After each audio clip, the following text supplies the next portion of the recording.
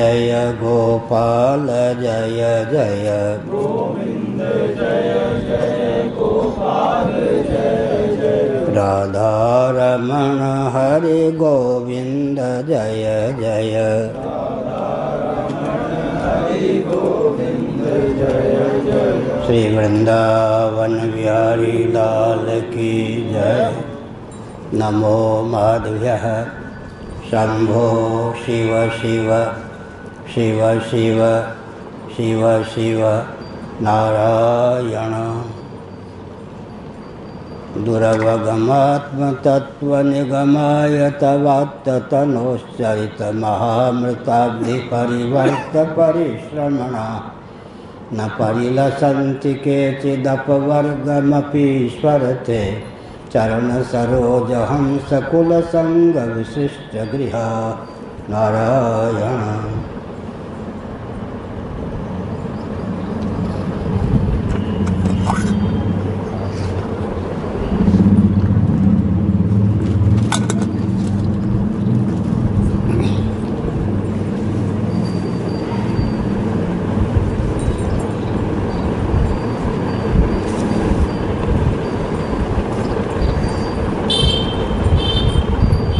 श्रुतियों ने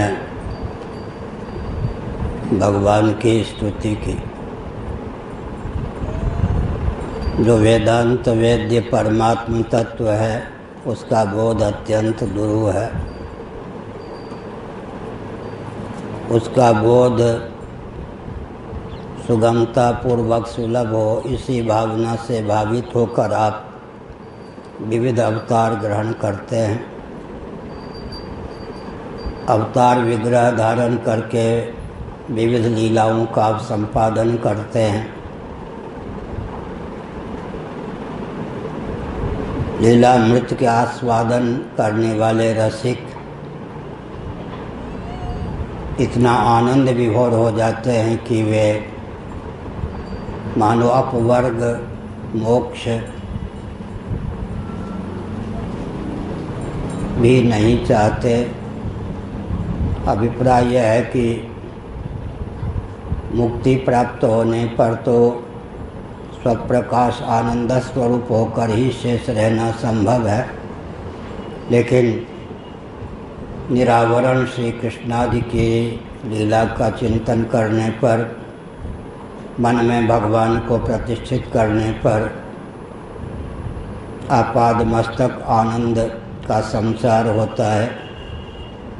भगवान का श्री विग्रह आनंद मात्र ही है। उनके आस्वादन में इतना सुख मिलता है कि गृहस्थाश्रम में भले ही कोई प्रतिष्ठित हो, लेकिन उससे भी उपराम होकर कथामृत का ही निरंतर पान करता रहता है। श्लोक का सामान्य भाव इस प्रकार है।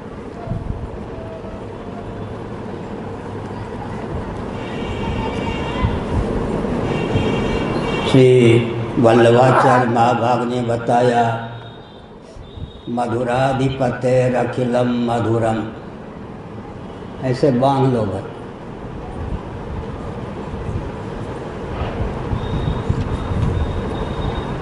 भगवान श्री कृष्णचंद्र रसस्वरूप भगवत तत्व के ही अवतार हैं, लेकिन रसो वैसा कहकर श्रुति ने जिस रस का प्रतिपादन किया है वह तो स्वप्रकाश है।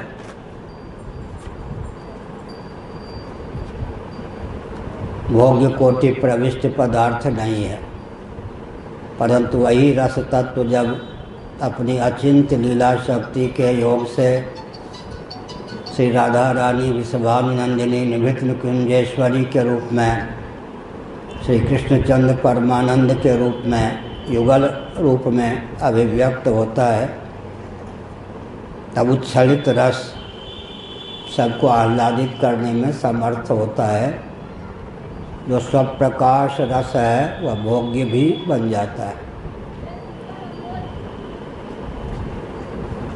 हम गीता के आधार पर विचार करें तो इच्छा द्वेषा सुखम दुखम संघात चेतना धृति एतत् क्षेत्रम सुखम क्षेत्रम 13वां अध्याय। और श्रीमद् भागवत के 7वें स्कंद के अनुसार सुखमस्यात्मनो रूपम, आत्म तत्व सुख स्वरूप है, रस रूप है। वह रस रूप सुख रूप आत्म तत्व ही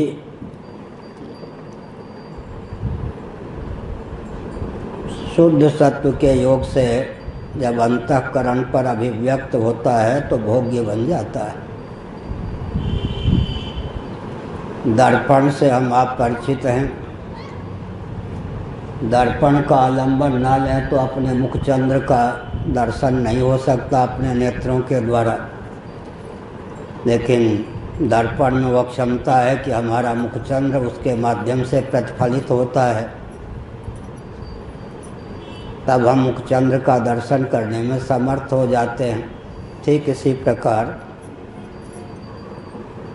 एक विचित्र पहेली है। पंचदशीकार विद्यारण्य स्वामी ने इस पर विचार किया है कि सांख्यों ने आत्मा को सच्चित माना, आनंद क्यों नहीं माना। वेदांत प्रस्थान में आत्म तत्व सच्चिदानंद स्वरूप सिद्ध है। सांख्य प्रस्थान के अनुसार आत्म तत्व सच्चित ही सिद्ध है। इसका बहुत अच्छा उत्तर दिया। सांख्यवादी कहते हैं अगर हम आत्मा को आनंद भी मान लें, रसस्वरूप आनंद स्वरूप मान लें, तब स्वप्रकाश रस भोग्य नहीं हो सकता, अनुभाव्य नहीं हो सकता। तो रस की जो जीवन में तृष्णा है, लालसा है, आनंद भोग्य होकर प्रकट हो, ऐसी जो भावना है वो सदा के लिए अपूर्ण रहेगी। इसलिए आत्मा को सच्चित मानना चाहिए, आनंद स्वरूप नहीं। इस संदर्भ में हमारा कथन है कि चिद्रूप भी क्यों माने। फिर जब अंतःकरण के योग से, सत्वगुण के योग से चिद्रूप आत्म तत्व का स्फुट अभिव्यंजन हो सकता है, तो समान वाचो युक्ति से सुखरूप आनंद स्वरूप आत्म तत्व का भी स्फुट अभिव्यंजन अंतःकरण के योग से हो सकता है, तब आनंद भी भोग्य हो सकता है। जैसे मैंने दर्पण का उदाहरण दिया, दर्पण के माध्यम से मुखचंद्र अदृष्टिगोचर होने पर भी दृष्टिगोचर हो जाता है। ठीक उसी प्रकार सत्व समाविष्ट अंतःकरण के योग से आनंद भी भोग्य बन जाता है। एक विचित्र पहेली है, आनंद यदि भोग्य हो गया तो आनंद नहीं रहेगा। मात्रा स्पर्शास्तु कौन्तेय शीतोष्ण सुख दुःखदाः आगमा पायिनो नित्याष्टां तितिक्षस्व भारत। आनंद यदि भोग्य हुआ तो अयोगास्पद, संयोगास्पद, वियोगास्पद होगा। अयोग के गर्भ से जो संयोग टपकता है वियोग रूप गर्त में जाकर समा जाता है। वैशंपायन ऋषि का वचन है महाभारत में, वियोगे दोषदर्शी या संयोगम सविसर्जयेत् असंगे संगमो नास्ति दुखम भूय वियोगजम। प्यारी प्यारी वस्तु, प्यारे प्यारे व्यक्ति का वियोग जिसको सुहाता न हो, भाता न हो, उसकी बुद्धि की बलिहारी इसी में है कि वह संयोग का पक्षधर न बने। संयोग का पक्षधर बनेंगे तो अयोग के गर्भ से जो संयोग टपकता है वियोग रूप गर्त में जाकर समा जाता है। यदि आनंद भोग्य हुआ तो कभी प्राप्त होगा, कभी नहीं होगा, आगमापायी होगा, अनित्य होगा। जब आनंद का वियोग होगा तब आनंद न रहकर दुख ही सिद्ध होगा। तुलसीदास जी महाभाग ने एक अच्छा अनुपम तथ्य उद्भाषित किया। एक होता है कृष्ण पक्ष, एक होता है शुक्ल पक्ष। चतुर्दशी तिथि पर्यंत विचार करें तो सम प्रकाश रूपाक, दोनों पक्षों में समान प्रकाश होता है। एक में धीरे धीरे विलंब से चंद्रोदय होता है, इतना ही अंतर है, प्रकाश में कोई अंतर नहीं पड़ता। अंतर अमावस्या और पूर्णिमा को लेकर प्राप्त होता है। अमावस्या में अंधकार ही अंधकार, पूर्णिमा में प्रकाश ही प्रकाश। तो कृष्ण पक्ष उपहास का पात्र बन गया, शुक्ल पक्ष समादर का पात्र बन गया। परंतु चतुर्दशी तिथि तक विचार करें तो सम प्रकाश धूपाक। यहाँ भी विचार करने की आवश्यकता है कि आनंद अगर भोग्य न हुआ तो स्वप्रकाश आनंद रहने पर भी आनंद हमारे किस काम का, वो भोग्य हो ही नहीं सकता है। स्वयं ही भोग्य और स्वयं ही भोक्ता की कहानी चरितार्थ नहीं होगी। यदि आनंद भोग्य हो गया तो नश्वर होगा ही, आगमापाई होगा ही, संयोगास्पद वियोगास्पद होगा ही। मैं एक बार जहाँ वेद विद्यालय में रहता था, उड़ियाबाजी महाराज के संस्थान में, प्रातःकाल छत पे घूमता हुआ विचार कर रहा था। कोई नरवर के ब्रह्मचारी नीचे ठहरे थे, वो दर्पण में मुख देख रहे थे। भाव उनका क्या था वो जाने, एक गीत गा रहे थे, रहा भी न जाए सहा भी न जाए। सुना कि वो व्याकरणाचार्य थे, वहाँ ठहरे हुए थे। रहा भी न जाए सहा भी न जाए, उनके मन में जो भाव हो वो जाने। तो यहाँ पर भी यही है, रहा भी न जाए सहा भी न जाए।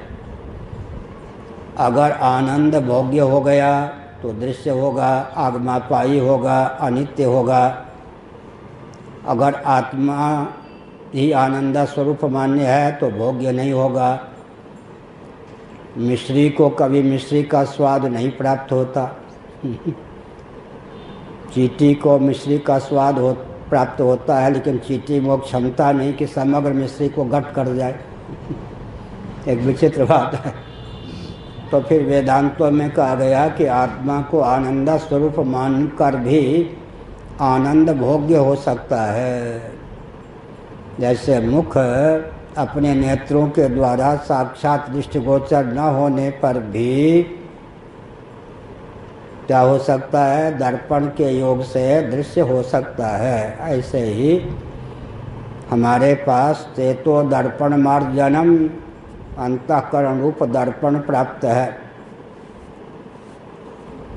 श्री कृष्ण संकीर्तनम, हमारे पास अंतःकरण रूप दर्पण प्राप्त है। जब वो सत्व समाविष्ट होता है तो सुख रूप आत्म तत्व उसमें प्रतिफलित हो जाता है। सत्व गुण का फल है सुख। वेदांती नहीं, सांख्यवादी ये मानते हैं। हम लोग मानते हैं कि सत्वगुण सुख का अभिव्यंजक संस्थान है। सुख स्वरूप तो आत्म तत्व ही है, सुखमस्यात्मनो रूपम।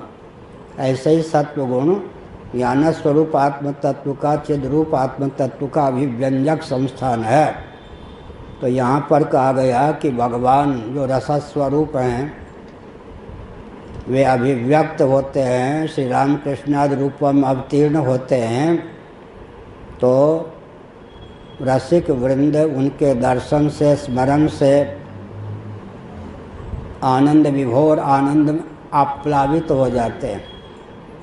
इस प्रकार से उच्छलित रस, नृत्य करता हुआ रस, नृत्यति वेदांत सिद्धांत है। भगवत तत्व लीलामृत का आस्वादन कराते हैं। लीलामृत का आस्वादन से व्यक्ति छका सा रहता है। बिना एकादश स्कंद श्रीमद् भागवत में आया, मदिरांध जैसे मदिरा की मस्ती में झूमता रहता है। बिना मद्यपान के ही भक्त भगवान नाम रूप लीला धाम का आलंबन लेकर छके से रहते हैं, अलमस्त रहते हैं। भजनामृत में उनका मन निमग्न रहता है। दार्शनिक धरातल पर भी यह तथ्य सिद्ध है। कार्य की अपेक्षा कारण का अधिक महत्व होता है। महाभारत का एक उदाहरण बहुत अच्छा है। एक व्यक्ति अन्न के बिना जितने दिनों तक जीवित रह सकता है,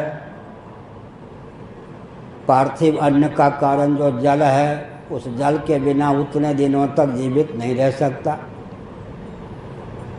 तो हमारे जीवन में अन्न की अपेक्षा जल का महत्व सूत्रांम सिद्ध है।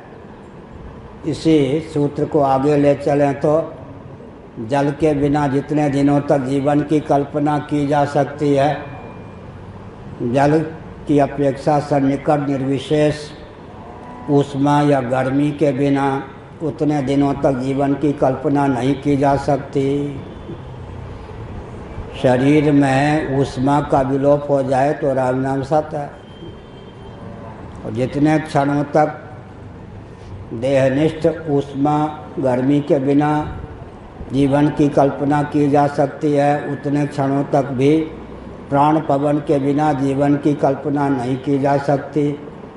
और जितने क्षणों तक प्राण पवन के बिना जीवन की कल्पना की जा सकती है, उतने क्षण या क्षणों तक भी अवकाशप्रद देहगत आकाश के बिना जीवन की कल्पना नहीं की जा सकती। लेकिन सांख्य प्रस्थान वेदांत प्रस्थान के अनुसार पृथ्वी, जल, तेज, वायु, आकाश ये सब परार्थ हैं। परार्थ का अर्थ होता है, परार्थ का अर्थ होता है पृथ्वी पृथ्वी के लिए नहीं, जल जल के लिए नहीं, अग्नि अग्नि के लिए नहीं, वायु वायु के लिए नहीं, आकाश आकाश के लिए नहीं। जो भी अचित पदार्थ होता है परार्थ होता है। चटाई चटाई के लिए नहीं, खटाई खटाई के लिए नहीं, मिठाई मिठाई के लिए नहीं। इसीलिए श्री रामानुजाचार्य महाभाग ने अचित पदार्थ को शेष बताया और आत्मा को शेषी बताया। आत्मा शेषी है, आत्मा शेषी है तो सकल शेष कोटि प्रविष्ट पदार्थ अचित पदार्थ आत्मा के भोग्य सिद्ध होते हैं। भोग्य सिद्ध होकर ही अपनी सत्ता और उपयोगिता को ये चरितार्थ करते हैं। तो आनंद यदि भोग्य हो गया तो आनंद आनंद नहीं रहेगा। यदि आनंद भोग्य नहीं हुआ तो आनंद का आनंद रहना हमारे किस काम का। एक यहाँ स्वामी शरणानंद जी महाराज थे, प्रज्ञा चक्षु। गृहस्थाश्रम में जब थे तब उनको किसी ने बताया कि आपकी पत्नी बहुत सुंदरी है। तो वो बहुत विनोदी भी थे स्वामी शरणानंद जी, मानव सेवा संघ के अधिपति। जब बाबा नहीं हुए थे तब की बात है। तब उन्होंने कहा उन्होंने अपनी सासू को अनुपस्थिति में भी गाली दी। मुझे प्रज्ञा चक्षु सूरदास को सुंदरी से विवाह कराने की क्या जरूरत थी, मेरे लिए तो सुंदरी असुंदरी सब बराबर ठीक है।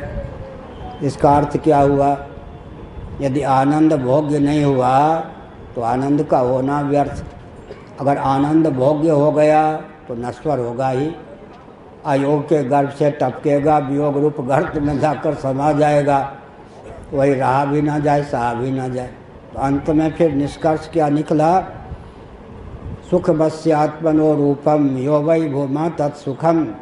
भागवत छांदोग्य उपनिषद आदि के अनुशीलन से आत्मा सुख रूप तो है, लेकिन सुख स्वरूप आत्म तत्व अंतःकरण के द्वार से, अभिव्यंजक अंतःकरण के द्वार से सत्वगुण जब उच्छलित होता है तब भोग्य भी बन जाता है। जैसे मुखचंद्र अपने नेत्रों का विषय न बनकर भी दर्पण के द्वार से अभिव्यक्त होकर दृश्य बन जाता है, ऐसे ही सुख स्वरूप आत्म तत्व जब सत्व समाविष्ट अंतःकरण होता है तब भोग्य बन जाता है। और जब भोक्ता को यह ज्ञान प्राप्त रहता है कि जब जब अंतःकरण में सुख की अभिव्यक्ति होती है तब तक सुख भोग्य रहता है। सुख के भोग्य न रहने पर भी मैं तो सुखरूप आनंद स्वरूप रहता ही हूँ। तो बिंब रूप से सुखरूप आनंद स्वरूप होता हुआ भी प्रतिबिंब कोटि प्रविष्ट जो आनंद है वह भोग्य होता है। तो आनंद भोग्य भी है और भोक्ता का वास्तव रूप भी है। इसीलिए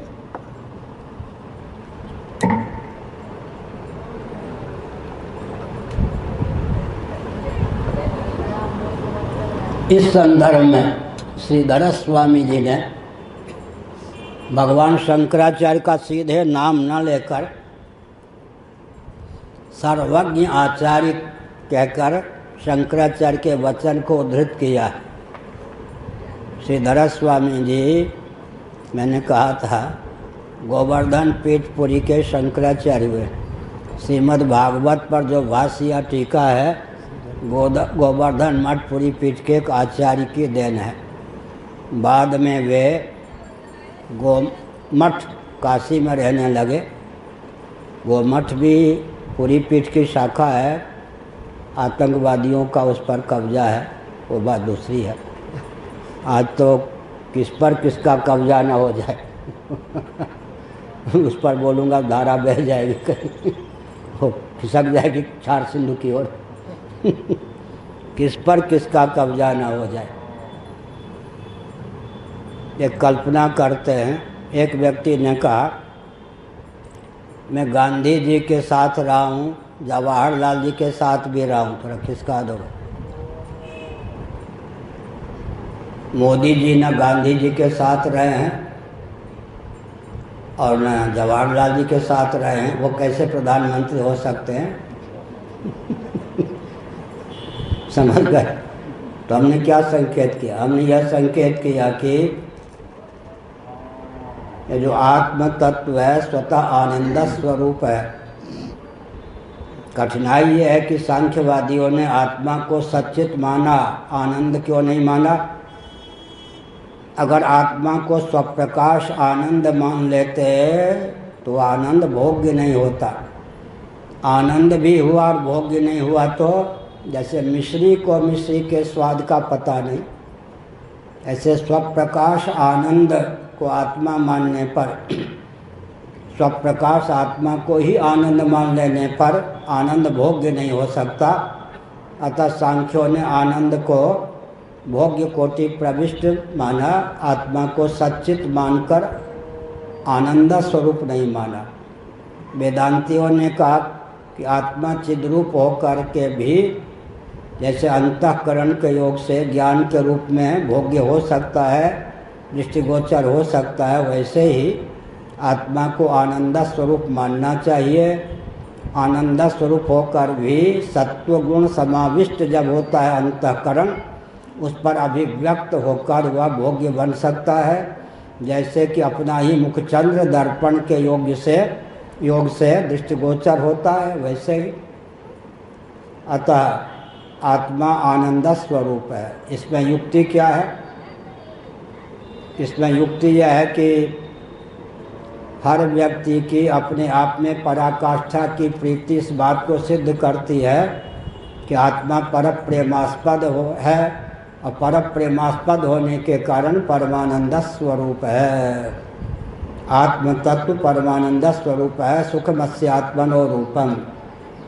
अवतार की बात श्रीधर स्वामी की मैं चर्चा कर रहा था तो बहुत अच्छा है। मुक्ता अपि लीला विग्रहम या लीलया विग्रहम प्रगृह्य तम भगवंतम नृसिंहम भजन्ते।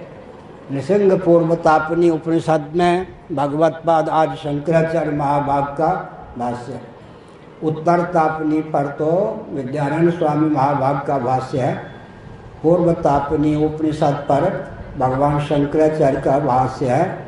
मुक्तापि लीला विग्रहम प्रगृह्य तम नृसिंहम भजन्ते भगवंतम भजन्ते। मुक्त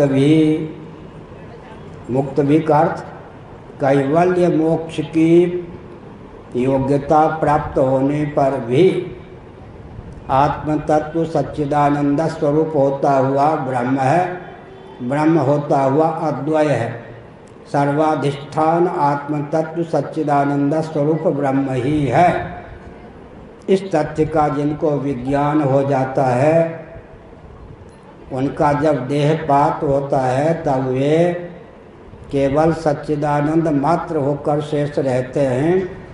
अहमिक्ति इस कल्पना का भी कभी उदय नहीं होता।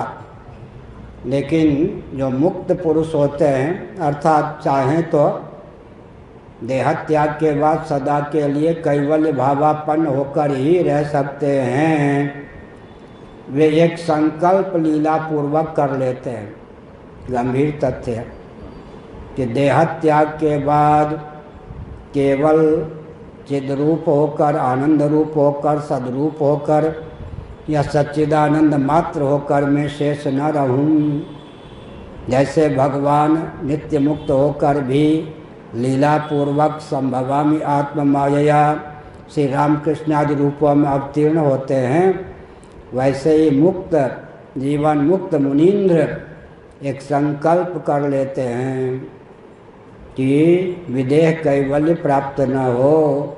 जब जब निरावरण परमात्मा श्री कृष्णचंद्र के रूप में रामभद्र आदि रूपों में अभिव्यक्त हों, तो लीला परिकर होकर मैं भी जन्म लूँ और भगवत लीलामृत का आस्वादन करूँ। मुक्ता अपि लीलया या लीला विग्रहम प्रगृह्य तम भगवंतम सिंहम भजन्ते। अब अंतर क्या है? मुक्त हो गए तो सच्चिदानंद स्वरूप आत्म तत्व का विज्ञान हुआ, तभी तो मुक्त हुए। अंतर फिर भी रहता है। प्रारब्ध का जो उपादान कारण होता है उसका नाम लेशा विद्या। लेशा विद्या जिस बर्तन में लहसुन प्याज के छोंक दिए जाते हों दाल आदि से, उसको रगड़ के भी लहसुन प्याज का जो सेवन नहीं करता, उसके लिए भोजन बनाया जाए तो कुछ न कुछ अंश आ ही जाता है। जिस सिलबट्टे पर लहसुन प्याज मसाले के रूप में पीसकर सब्जी आदि में लोग डालते हैं, उसको 2-4 बार धो करके भी अगर उस पर पुदीना आंवले आदि को लेकर चटनी बनाने, उसमें भी कुछ न कुछ अंश लहसुन प्याज का आ ही जाता है। बहुत बढ़िया दिल्ली की घटना है। एक सुधाकर ठाकुर थे तो बाबा अयोध्या के मिथिला के थे, बहुत अच्छे विद्वान थे। कोई ऐसी परिस्थिति बनी कि बाबा होकर के भी दिल्ली में रामकृष्ण डालमिया के यहाँ उनको नौकरी करनी पड़ी और माली का काम, वृक्ष आदि के देखरेख का काम करना पड़ा। रामकृष्ण डालमिया की 6 पत्नियां थीं, लेकिन एक पत्नी को 5 साउथ का ज्ञान नहीं था कहाँ रहती, सब दिल्ली में रहती थी। जयदयाल गोयल डालमिया के बड़े भाई रामकृष्ण डालमिया बड़े पतले दुबले थे। 6 पत्नियां, 6 विवाह। एक कायस्थ घर की थी लखनऊ की, वो शास्त्री थी संस्कृत में। उसने सुधाकर शास्त्री जी से पूछा, पंडित जी आप तो व्याकरण आदि के अद्भुत विद्वान हैं, परिस्थिति बस हमारे यहाँ पर नौकरी कर रहे हैं, मैं एक प्रश्न करती हूँ, आप नाराज ना हो। आपसे मैं अनुष्ठान करा के दक्षिणा देती हूँ, संकल्प पूर्वक पुण्य को तो ले लेती हूँ, आपको क्या मिलता है उससे? बहुत अच्छा उत्तर दिया। हाँ माता जी, बात यह है कि दीवार से सट के मत बैठो, कोई बंदर ईंट गिरा दे तो हॉस्पिटल न जाना पड़े। वो बंदर यहाँ के बहुत विचित्र हैं, प्रशिक्षित हैं, वो सब ईंटों को तोड़ के गिरा देते हैं।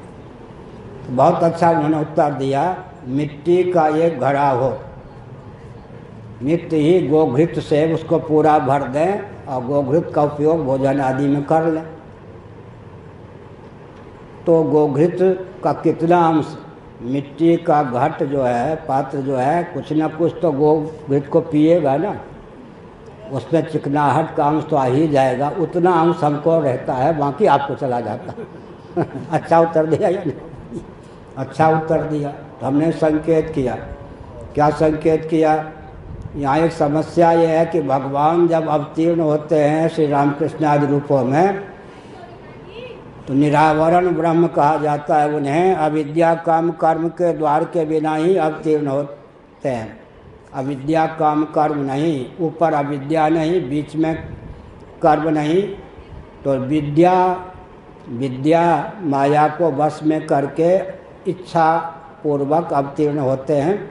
आविद्यक श्री रामकृष्ण आदि का शरीर न होने के कारण निरावरण ब्रह्म हमारे पूज्य गुरुदेव ने श्री रामकृष्ण आदि के श्री विग्रह को माना। इसमें सार क्या निकला? उच्छलित रस। श्री रामकृष्ण आदि उच्छलित रस हैं, अर्थात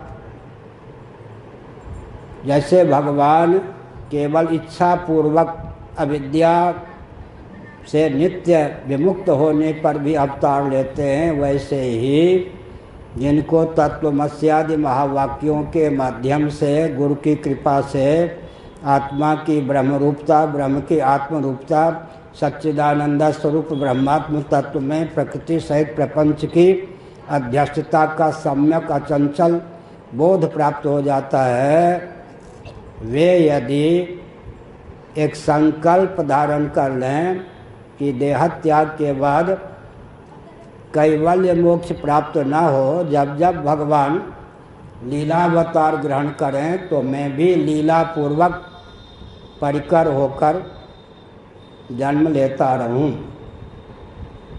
यह एक अद्भुत चीज़ है। कहाँ लिखा है? भगवान शंकराचार्य जी ने नृसिंह पूर्व तापनी उपनिषद के भाष्य में मुक्ता अपि लीलया या लीला विग्रहम प्रगृह्य तम भगवंतम भजन्ते।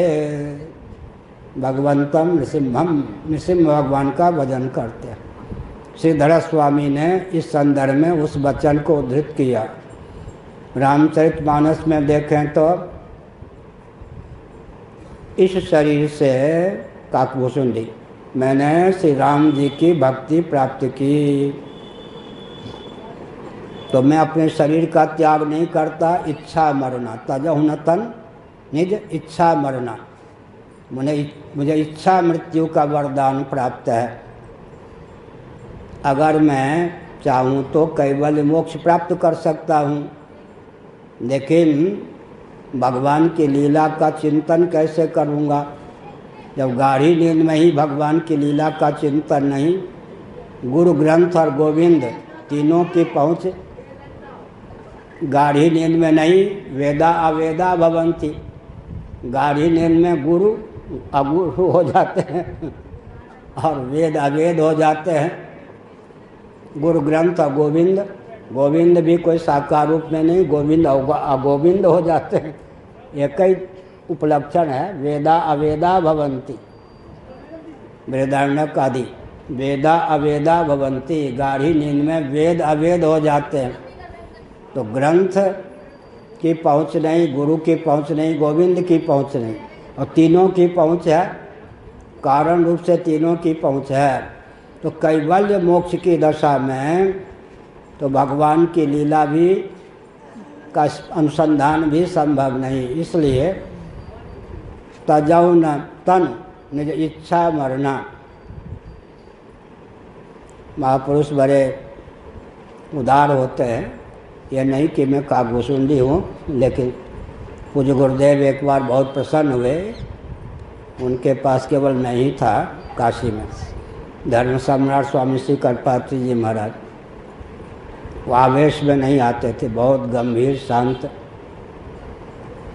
तो उन्होंने कहा सुनो, केदार घाट पर जहाँ रहते थे दूसरी मंजिल पर नीचे गंगा जी का प्रवाह था। जब तुम्हें शरीर छोड़ने की इच्छा हो तो शरीर कैसे छोड़ना मैं बताता हूँ। कमरे के बाहर छज्जा पर गंगा जी की ओर बैठकर उन्होंने कहा कि इस आसन से जब तुम्हें इच्छा हो शरीर छोड़ देना।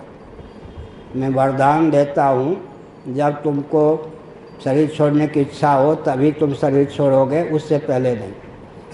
तो गुरुओं की तो बताया भी कि इस ढंग से शरीर छोड़ना, कृपा हुई या नहीं, इस ढंग से तुम शरीर छोड़ना। उसी ढंग से उन्होंने भी शरीर छोड़ा। हमने क्या संकेत किया? तजहुन न तन निज इच्छा मरना। मुझे इच्छा मृत्यु की प्राप्ति है, मैं चाहूँ तो सदा के लिए कैवल्य मोक्ष प्राप्त कर सकता हूँ। अर्थात कैवल्य तत्व का, केवल तत्व का, आत्म तत्व का, ब्रह्मात्म तत्व का, जिसमें प्रकृति सहित प्रपंच अध्यस्त है, उसका विज्ञान मुझे प्राप्त है। लेकिन मैं एक इच्छा बना के रखता हूँ कि कैवल्य मोक्ष न प्राप्त हो, केवल भावापन्न होकर मैं विदेह कैवल्य प्राप्त न करूँ। जब जब इष्ट देव श्री रामकृष्ण आदि धराधाम पर अवतीर्ण हो, भगवान विष्णु परात्पर पुरुषोत्तम धराधाम पर श्री रामकृष्ण आदि रूपों में अवतीर्ण हूँ, तब तब मैं लीला रस का स्वादन करने के लिए इच्छापूर्वक परिकर बन के जन्म लूँ। यह काकभूषुंडी का वचन है। इसीलिए मुक्ता अपि लीला विग्रहम प्रगृह्य तम भगवंतम भजन्ते, मुक्त भी कैवल्य मोक्ष न चाहकर योग्यता होने पर भी एक संकल्प शेष रखते हैं। निरावरण पुरुषोत्तम परमात्मा जब श्री रामकृष्ण आदि रूपों में धराधाम पर अवतीर्ण हों, तो लीला सौख्य की अभिव्यक्ति की भावना से, लीलामृत के आस्वादन की भावना से मैं भी जन्म लूँ। आजकल के वेदांतियों को तो दूर से ही नमस्कार। कल कोई सज्जन आए थे मेरे पास रात्रि में, 2 आए थे। एक मौनी जैसे थे, मौनी नहीं थे, मैंने बोलते नहीं, एक बड़बड़ बोल रहा था। तो मैंने कहा कुछ भी बोलो युक्ति दो, ध्यान रखो कि यमराज के पास जब जाओगे तो युक्ति काम देगी। बड़बड़ बोलने से कुछ काम नहीं चलेगा। जो युक्ति यमराज के यहाँ चल नहीं सकती है वो मेरे पास मत बोलो। हर व्यक्ति को बोलते समय, अपने प्रभुता का वर्णन करते समय ध्यान रखना चाहिए, यमराज के पास ये सब दलीलें चलेंगी क्या? यमराज के पास ये सब युक्तियाँ चलेंगी क्या? हर समय ध्यान रखना चाहिए कि बकबक बोलने की अपेक्षा, उटपटांग काम करने की अपेक्षा यमराज इस काम को और हमारे वक्तव्य को किस रूप में लेंगे? कहीं हमको दंड का पात्र तो नहीं समझ लेंगे? तब वो चुप हो गया, फिर चला गया यहाँ से। कहीं से आया था हमारी खोज खबर लेने। हमने क्या संकेत किया? हमने यह संकेत किया कि आजकल के वेदांती चेले का महत्व जानते हैं, चेली का महत्व जानते हैं। जहाँ तक स्वास्थ्य ठीक हो, पाँव पे पाँव गुरुओं के पास या ग्रंथ के पास नहीं रखना चाहिए। पाँव पे पाँव रख के नहीं बैठना चाहिए, मर्यादा। स्वास्थ्य खराब हो तो कोई बात। हमने संकेत किया, हमने क्या संकेत किया? सगुण साकार भगवान के प्रति इतनी हीन बुद्धि आधुनिक वेदांतियों ने बना दी है कि राम राम। आर्य समाजी जो होते हैं, आर्य समाजी होकर जो वेदांती हो जाते हैं, बुरा न मानो होली है, ये बड़े विकट होते हैं। तो भगवान का श्री विग्रह कितना उत्कृष्ट है। भगवान के श्री विग्रह का उपादान कारण कौन है, निमित्त कारण कौन है, इसी पर मैं 3-4 दिनों से जोर देकर बोल रहा हूँ। इसका मतलब क्या है? भगवान के अवतार के प्रति इतनी हेय बुद्धि उत्पन्न कर दी गई है वेदांतियों के द्वारा कि ऐसा वेदांती तो मरने पर नरक ही जा सकता है। नरक का मार्ग प्रशस्त किया गया है या कैवल्य मोक्ष का मार्ग प्रशस्त किया गया है, ये सोचने की बात है। इसलिए निरावरण ब्रह्म एक बहुत विचित्र बात है। सनत कुमार का मैं नाम ले रहा हूँ। श्री सनत कुमार महाभाग, सुखदेव जी महाभाग, दत्तात्रेय जी महाभाग, सुखदेव जी महाभाग, श्री सनत कुमार जी महाभाग, सनकादि महाभाग लीजिए। योगियों का नाम आएगा तो इनका नाम आएगा नहीं। सबसे उत्कृष्ट योगी है या नहीं? तत्वज्ञों का नाम आएगा तो इनका नाम लेना पड़ेगा। भगवत भक्तों की श्रेणी में आएंगे। इनको देखिए। क्या जी, जय विजय को शाप देने का क्या अभिप्राय? भगवान के विग्रह का केवल महात्म्य सुना, इतनी त्वरा हो गई कि ऐसे वैकुंठनाथ भगवान परात्पर पुरुषोत्तम श्रीमन नारायण के पाद पद्मों का दर्शन कैसे होगा? बीच में कुछ प्रतिबंध डाला तो शाप ही दे दिया जय विजय को। एक सामान्य बात है। शाप दिया वो अलग चीज़ है। कितनी त्वरा। हम नैमिषारण्य में थे, एक गड्ढे को हमने सरोवर का रूप दिया था। 25 एकड़ का भूखंड मेरे पास था, मेरे नाम नहीं। वो वन था, उसमें हम साधक रहते थे, जिसको रखना चाहे उसी कम रखते थे। और एक जलाशय, गड्ढा को जलाशय का रूप दिया था, उसमें कमल लगाया था। तो भंवरे जब कमल के पुष्प के पराग मकरंद पर टूट पड़ते तो उनको गुरु बनाकर मन से शिक्षा लेने के लिए हम हथेली रख देते। वो हथेली को बिल्कुल विदीर्ण करने का प्रयास करते, क्योंकि उनको सही नहीं कि दिव्यात दिव्य पराग मकरंद से युक्त पुष्प के आस्वादन में अगर कोई रोड़ा अटकावे तो उसकी हथेली को चीर दो।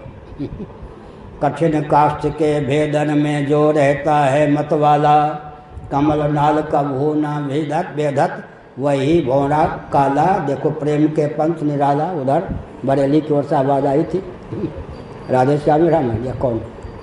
कठिन काष्ठ के भेदन में जो रहता है मतवाला, कमल नाल का भूना विधत वही भौरा काला। देखो प्रेम का पंथ निराला, बहुत विचित्र है। कठिन काष्ठ को भी विद्ध करके बाँस आदि में बना लेते ना अपना निवास स्थान, कितना गोल मटोल बढ़िया, सर्दी गर्मी वर्षा से बच जाए, निकल जाए, उड़ जाए।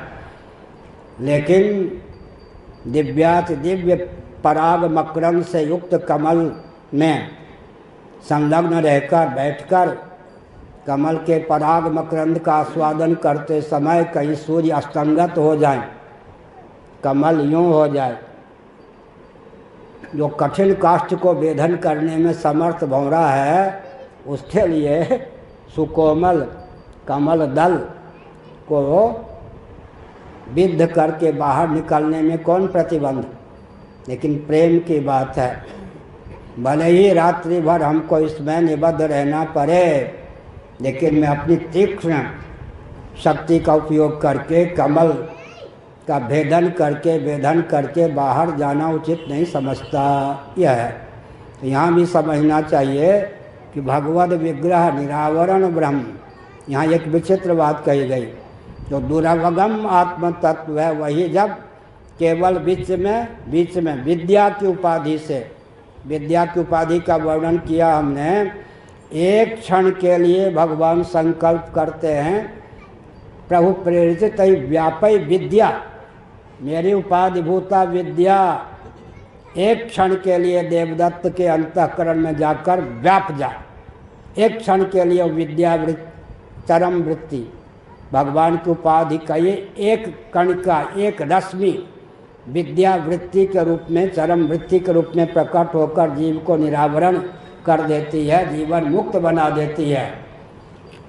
वो एक एक, जैसे एक एक रश्मि के उद्गम स्थान सूर्य होते हैं, चंद्रमा होते हैं, ऐसे ही एक क्षण के लिए विद्या वृत्ति व्याप जाए जीव को तो जीव जीवन मुक्त हो जाता है।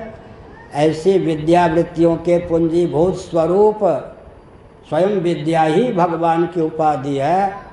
उन भगवान की आलोचना किस ढंग से कोई भगवत भक्त कर सकता है।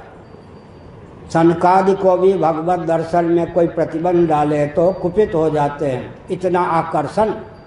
इसलिए जिसका चित्त जितना निर्मल होगा वो भगवत विग्रह के प्रति, श्री रामकृष्णादि के प्रति, उनकी मुदमयी लीला के प्रति उतना समाकृष्ट होगा। जिसका चित्त जितना निर्मल होगा उसका चित्त उतने द्रुत गति से भगवत तत्व अवतार विग्रह के प्रति आकृष्ट होगा। आजकल के वेदांतियों से भगवान बचाने, नास्तिक होते, न वर्ण धर्म को माने, न आश्रम धर्म को माने, न भगवान को कुछ गिने, अपने आप को ब्रह्म बनाकर घुमावें, बड़ा विकट। नरक का मार्ग हुआ या नहीं? नरक का मार्ग प्रशस्त हो गया वेदांत के नाम पर। नरक में पहुंचाने के लिए वेदांत है क्या? इसलिए डट कर भरी लोचन विलोक विधेशा तब सुनियो निर्गुण उपदेशा, असतव रूप बखानो जानो पुन पुन सगुण ब्रह्म रति मानो। क्यों? वो वही तत्व निरावरण ब्रह्म, निरावरण ब्रह्म, निरावरण ब्रह्म। कमल का बीज देखा है? कमल का बीज देखा नहीं हो, उसमें कौन पराग कौन मकरंद, लेकिन वही बीज जब, कमल का बीज जब पुष्प के रूप में विकसित हो जाता है, दिव्य पराग और मकरंद के रूप में विकसित हो जाता है, तो भ्रमर मंडली के आकर्षण का केंद्र बनता है या नहीं।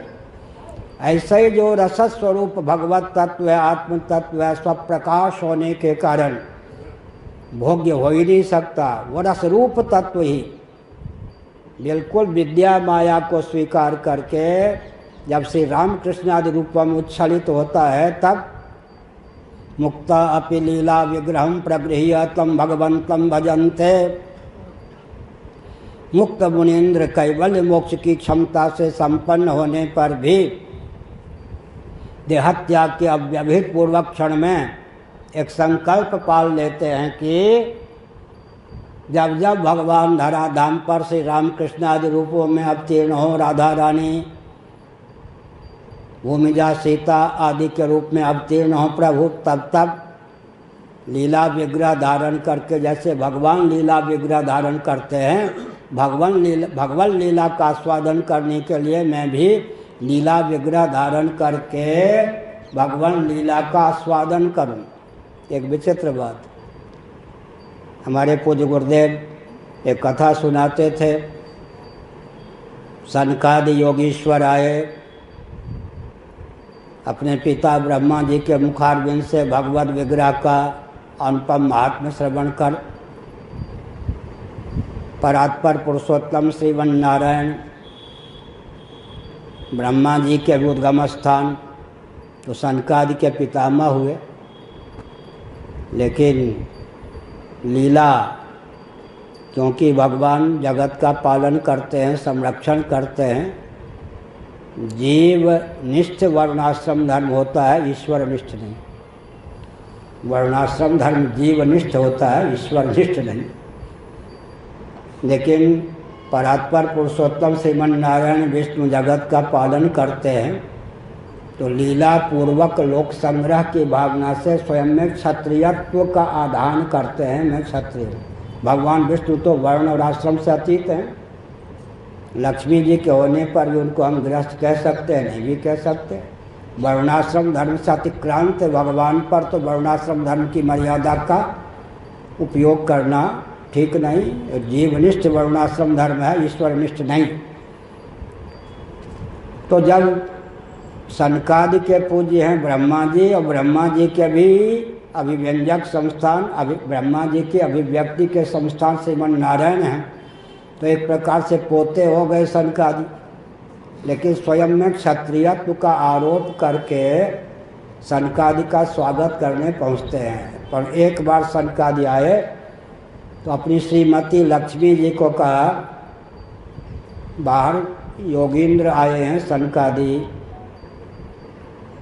इस समय मेरे जाने की आवश्यकता नहीं है, किस अभिप्राय से आए हैं जरा उनसे पूछो, कुशल मंगल पूछना, हाथ जोड़ के नमस्कार करना। तो उन्होंने कहा कि माँ, आप भगवान परात्पर पुरुषोत्तम श्रीमन नारायण के चरण कमल का संवाहन करती रहती हैं। कितने सुकोमल भगवान के चरण कमल हैं, आपसे जानना चाहता हूँ, या हम जानना चाहते हैं, चारों थे। तो उन्होंने कहा कि कुछ समय चाहिए। सनकादि को आश्चर्य हुआ, चरण कमल चाप रही थी तभी तो मेरे पास आई छोड़ के। तो लगता है मानो इन्होंने चरण कमल का दर्शन ही न किया हो, चरण कमल को कभी चापा ही ना हो। अच्छा, लक्ष्मी जी गई, वो घंटों नहीं आई। सनकादि ने सोचा वो लक्ष्मी जी में भूल नहीं, हम में भूल। हमने प्रश्न किया, हमारा प्रश्न ही अनुचित था। प्रत्यभिज्ञा का विषय भगवत विग्रह नहीं बनता। एक बार हमने इस विषय पर प्रवचन किया, पूज्य वामदेव जी महाराज बड़े मुग्ध हो गए कि ये तो हमने सुना ही नहीं था कभी। प्रत्यभिज्ञा का विषय भगवत विग्रह नहीं बनता। पूर्व विज्ञात का दर्शन हो और इस विवेक का उदय हो कि यह वही है, उसका नाम है प्रत्यभिज्ञा। प्रत्यभिज्ञा दर्शन कश्मीरी वेदांतियों के यहाँ।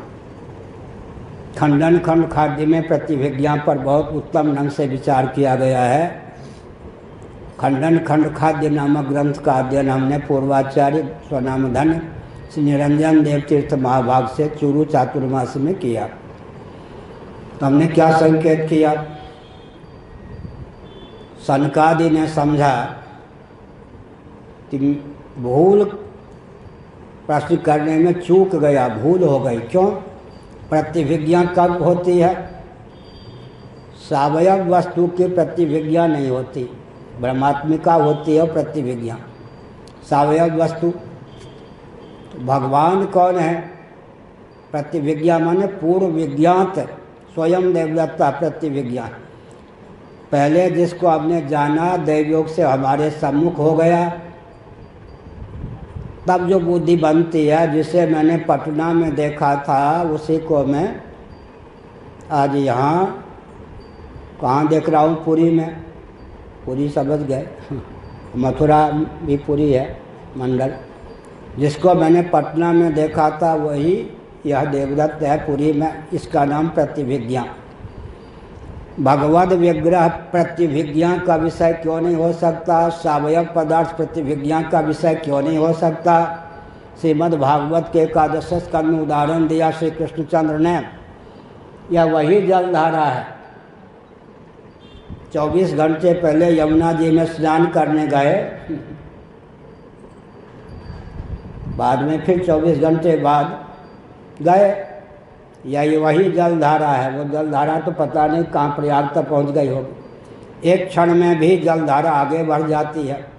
वहाँ प्रतिभिज्ञा जो है औपचारिक है, या वही जलधारा है, या वही जलधारा है। एक बहुत विचित्र बात, या वही देवदत्त है। इसको हिंदी में कहते हैं मोटा मोटी। वस्तुतः तो प्रतिक्षण शरीर में परिवर्तन होता है सावयव होने के कारण। या वही पुमान है, या वही देवदत्त है, यही वही जलधारा है, या वही अग्निशिखा है। एक क्षण पहले जिस अग्निशिखा को देखा हो तो गई, नहीं आ गई। या वही जलधारा है, या वही व्यक्ति है। एक बड़बड़ करने वाला पत्रकार था धनबाद में। 28-29 साल पहले श्री राम जन्मभूमि को लेकर लहर चल रही थी। पत्रकार, इस बार हम गए थे तो जीवित था या नहीं, वो आया नहीं था। उसने मुझसे पूछ दिया, शंकराचार्य कुछ भूगोल उगोल जानते हैं? हमसे पूछा। बुरा न मानो, होली है,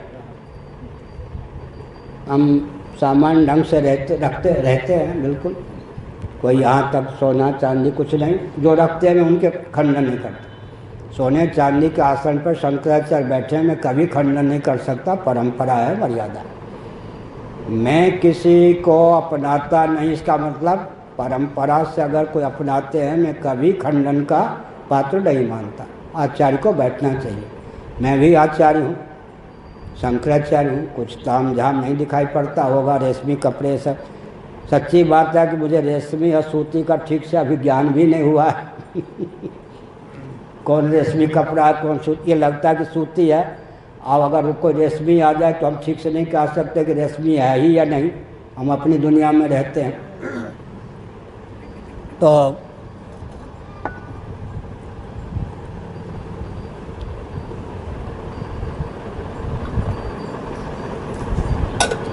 हमने क्या संकेत किया? हमने यह संकेत किया कि प्रतिभिज्ञा कहाँ होती है? या वही देवदत्त है। इसका अर्थ क्या है? वस्तुतः या वही देवदत्त है मोटा मोटी।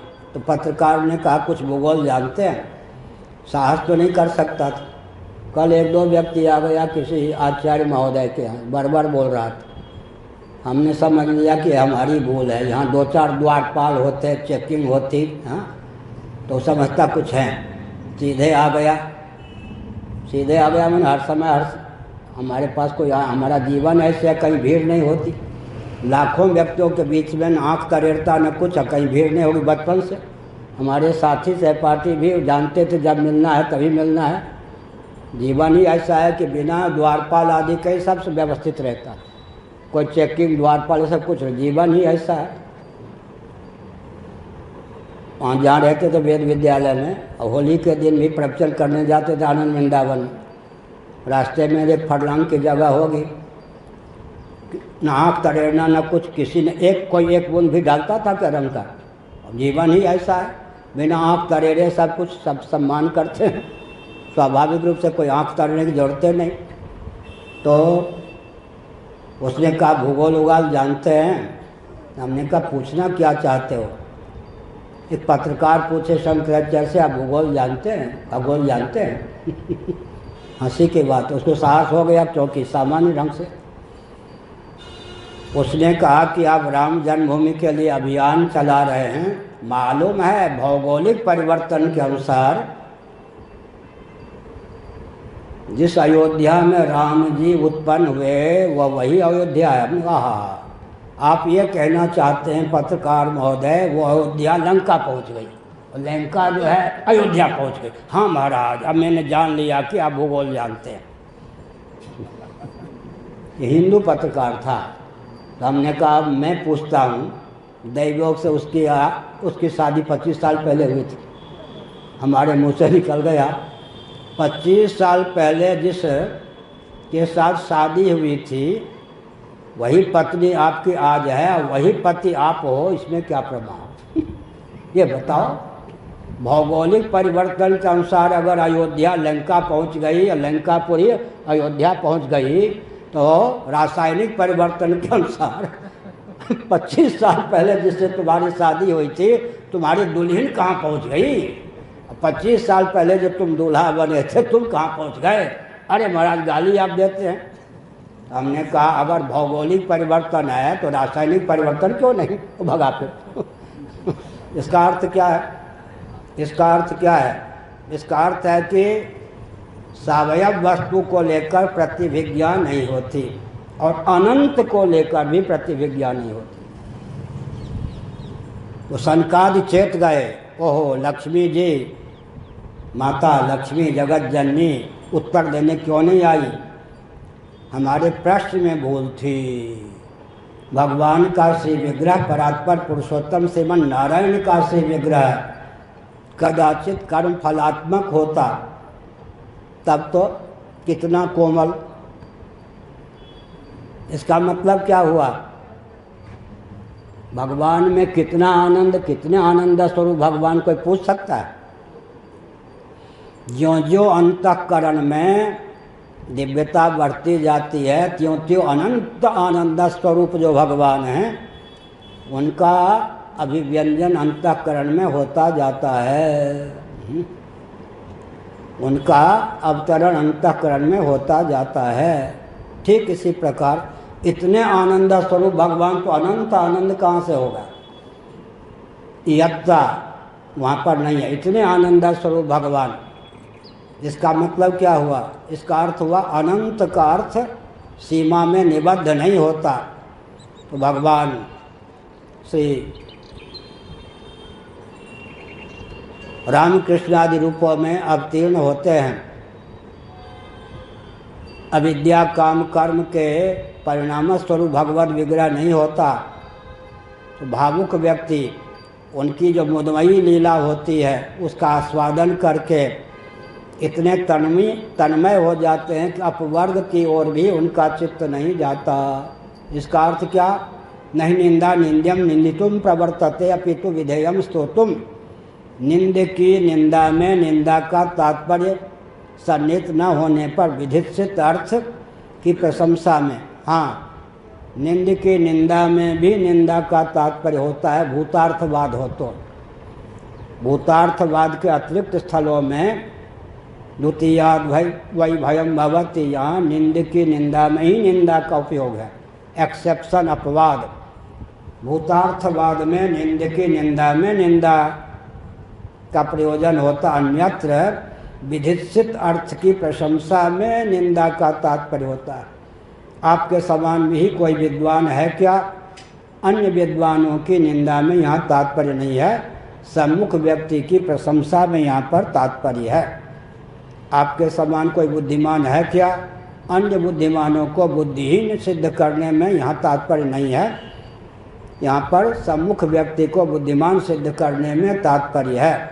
तो यहाँ पर कहा गया भगवान लीला विग्रह धारण करते हैं, उस पर लट्टू हो जाते हैं कौन, जैसे कि कमल बीज दिव्यात दिव्य पराग मकरंद से युक्त पुष्प का रूप धारण कर ले तो ब्रह्मांड मंडली के आकर्षण का केंद्र बन जाता है।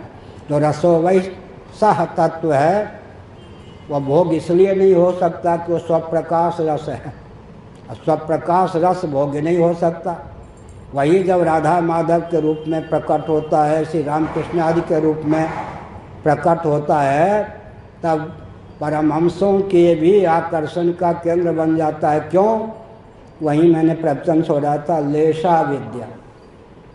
कोई कितने भी ऊंचे तत्वज्ञ हों, लेकिन उनका जो तत्वज्ञान के बाद जीवन शेष है किसके बल पर?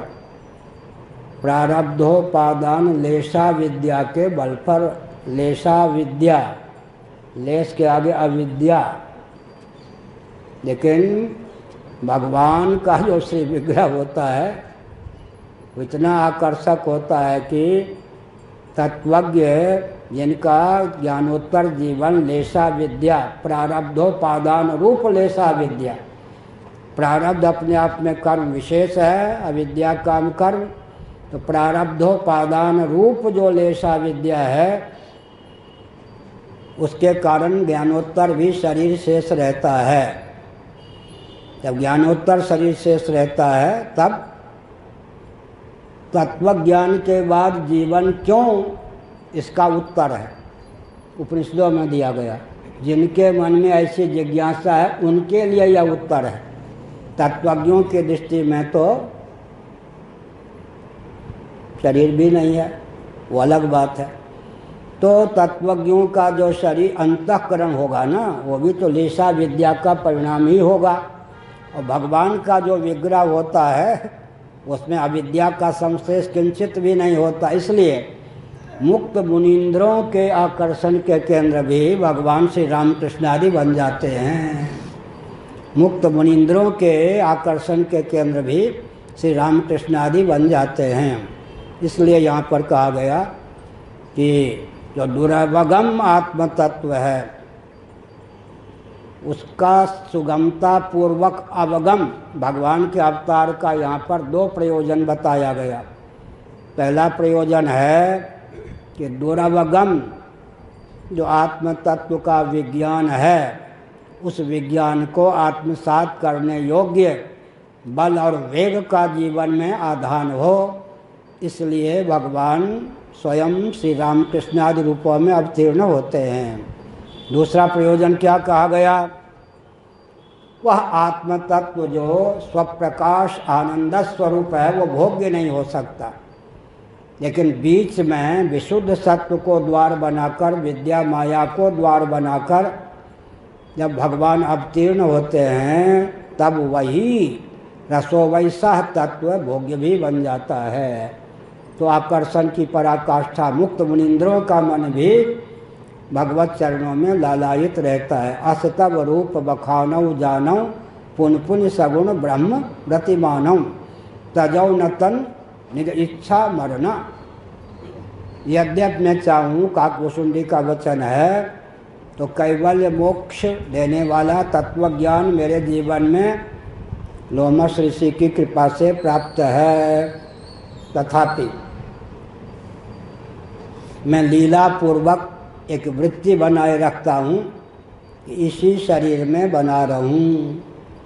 और जिनको इस प्रकार का वरदान नहीं प्राप्त है वो देहत्याग के अव्यवहित पूर्वक क्षण में लीला पूर्वक एक संकल्प बना के रखते हैं कि देहत्याग के बाद मुझे कैवल्य मोक्ष न प्राप्त हो, मैं भी लीला पूर्वक तब तक अवतार लेता रहूं जब भगवान श्री रामकृष्ण आदि रूपों में अवतीर्ण हों लीलामृत का आस्वादन करने के लिए, अथवा उत्क्रमण हो भगवान वैकुंठ लोक में, गोलोक में, वहाँ जाकर भगवान का सानिध्य सुलभ हो, लीला सौख्य की स्फूर्ति हो, लीलामृत का दर्शन हो, आस्वादन हो। इस प्रकार से इस श्लोक के माध्यम से न परिलसन्ति केचिदपवर्गमपीश्वर ते चरण सरोज हंस कुल संग विशिष्ट गृहाः।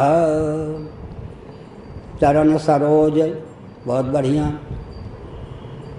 चरण सरोज बहुत बढ़िया, भगवान के चरण कमल लुब्ध भ्रमर के समान, और भगवान रसस्वरूप महासागर हैं, दिव्य सागर हैं, उसमें हैं हंस के समान आस्वादन करते रहते हैं तत्वज्ञ मनीषी भी। इसका अर्थ भगवान और जीवन मुक्त दोनों में अंतर क्या? जीवन मुक्त महामणिंद्रों के भी आकर्षण के परम विषय भगवान होते हैं। जीवन मुक्त महामुनिंद्रों के आकर्षण के विषय भगवान के अतिरिक्त और कोई हो नहीं सकते।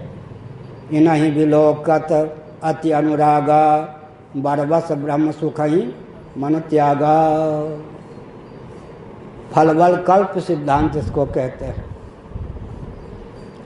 इन्हीं विलोकत अति अनुरागा बरबस ब्रह्म सुख ही मन त्यागा। सहज विराग रूप मन मोरा थकित होत जिम चंद्र चकोरा। इन्हीं विलोकत अति अनुरागा बरबस ब्रह्म सुख ही मन त्यागा।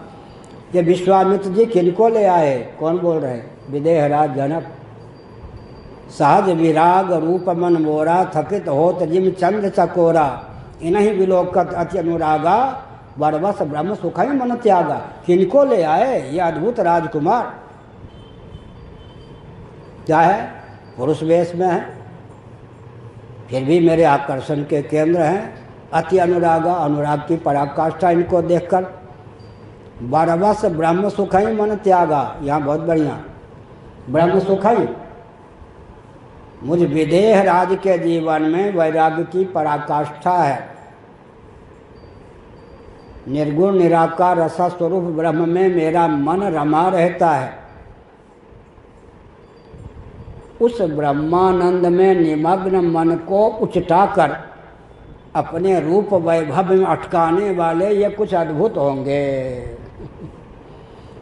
विषयानंद में, विश्व की सुंदरी में, रंभा अप्सरा आदि जो तिलोत्तमा आदि में, उर्वशी आदि में क्षमता नहीं मुझ राजा जनक के हृदय को अपनी ओर आकृष्ट कर सके।